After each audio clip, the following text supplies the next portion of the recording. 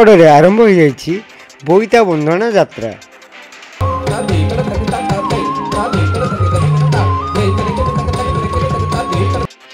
यह उद्घाटन करछन्ती SP S सुश्री। यह वर्ष को थरे आसी थाए। अपेक्षा करी बसी थांती सहरवासी केबे आसीबो ए बोईत बंधन यात्रा।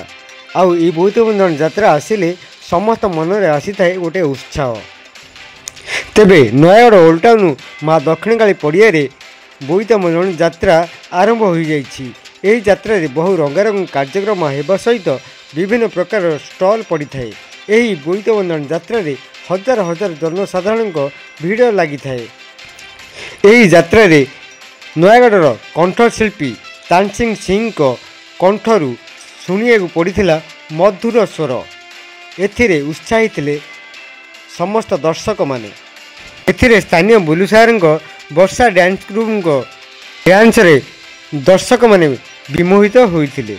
बोईत बंधन को आम वर्ष सारा अपेक्षा करके था कारण यही बोईत बंधन दिन आम जो 5 दिन लगी रही था यात्रा तो समस्त बहुत एंजॉय करते आम वर्ष को यही दिन को आम समस्ते अनेक रही था दिन आसब आम बुलू मजा करूँ मस्ती करूँ समस्त दिन को आम जो बोईत बंधन पर्व हो बहुत पुरातन काल चली आसी बहुत पुरातन आम जगार आमर ये जगार ही बोईत बंधन पर्व होता है। समस्ते बहुत सारा ये गहली बहुत स्टॉल पड़ी थाए। आम बहुत जिन किणाकिणी कर बहुत जिन किणाकिणी कर बहुत जिन खावा पड़ी थाए। आइसक्रीम ठू स्टार्ट कर जहाँ आप खोजे ये सब जिन मिली थाए तो समस्ते ये आसी बहुत एंजॉय करते सब सांगसाथी मिसी बहुत एंजॉय कर बहुत सारा गहली थाए बहुत जिन पड़ी थाए भल भल जिन भी पड़ी थाए बहुत सारा घर उपकरण जिन भी पड़ी थाए बहुत सारा मसला जिन भी आउ स्टेशनरी आइटम जहाँ आप खोजे बहुत सारा जिन पड़ी थाए। यही बोईत बंधन को आम वर्ष सारा सभी आउ स्टेशनरी आइटम जहाँ आप खोजे बहुत सारा जिन पड़ी थाए।